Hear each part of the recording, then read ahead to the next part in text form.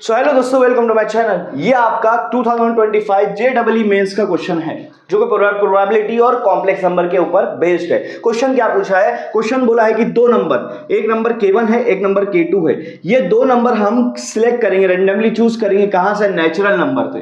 Natural number वो होता है जो 1 से स्टार्ट होता है, पॉजिटिव नंबर। अब इसमें से कोई भी दो नंबर चूज करेंगे, वो दो नंबर हमको नहीं पता है, उसको नाम दे दिए K1 और K2।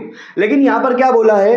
क्वेश्चन क्या बोला है? I⁻K1 plus I⁻K2। अगर इन दोनों को प्लस किया जाए, मतलब जो दो वैल्यू आपने चूज किया है उसको अगर I का पावर बना दिया जाए और उन दोनों को प्लस कर दिया जाए, तो उसकी वैल्यू नॉन जीरो आने की प्रोबेबिलिटी कितनी होगी, ये आपको पूछा है। नॉन जीरो वैल्यू आने की प्रोबेबिलिटी कितनी होगी, मतलब इन दोनों की वैल्यू जीरो नहीं आना चाहिए। ठीक है, सबसे पहले आपको यह पता होना चाहिए कि इसकी कौन सी वैल्यू पॉसिबल आ सकती है। जैसे अगर आई के ऊपर 1 पावर रखा तो वैल्यू आई आएंगी, आई के ऊपर 2 पावर रखा तो वैल्यू आएंगी मेरे को -1।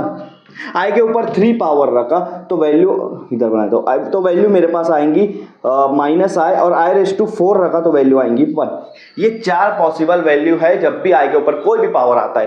ठीक है, तो ये 4 पॉसिबल वैल्यू है। ये 4 पॉसिबल वैल्यू आपको कैसे आएंगे, यहाँ पे कैसे समझ में आएगा?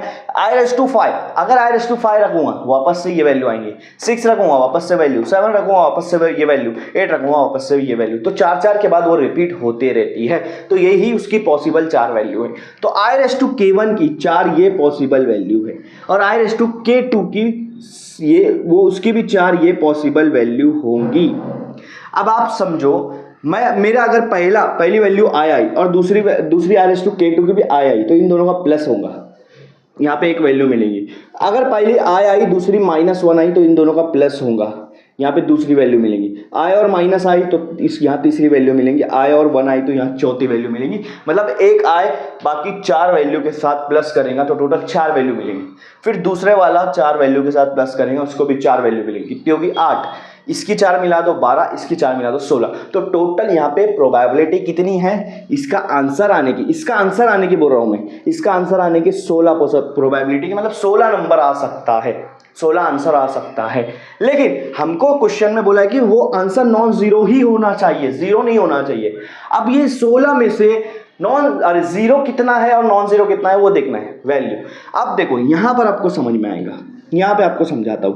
अगर पहली वैल्यू आई है, इसकी वैल्यू मान लो आई आ रही है, और दूसरी वैल्यू मेरी -i है, तो यहाँ पे मेरी वैल्यू 0 आ सकती है, आंसर 0 आ सकता है। अगर पहला 1 है दूसरा -1 है तो 0 आ सकता है।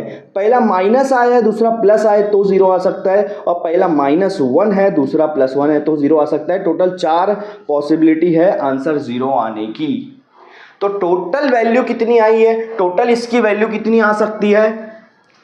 टोटल कितनी वैल्यू आ सकती है इसकी? 16 वैल्यू आ सकती है। प्रोबेबिलिटी में हम लोग टोटल वैल्यू नीचे लिखते हैं। ठीक है, हमारी नॉन जीरो वैल्यू कितनी है? देखो नॉन जीरो वैल्यू निकालना है तो टोटल में से 4 माइनस कर दो। ये 4 जीरो वाली है, जीरो वाली को मैं माइनस कर दूंगा तो मुझे नॉन जीरो वाली मिल जाएंगी। तो 16 - 4 कितना हो जाएगा? 12। 12/16 करोगे, दोनों को कट करो, आपको मिल जाएगा 3/4। 3/4 आपका प्रोबेबिलिटी है। यहाँ पे ऑप्शन 3/4 पे आपको टिक करना है।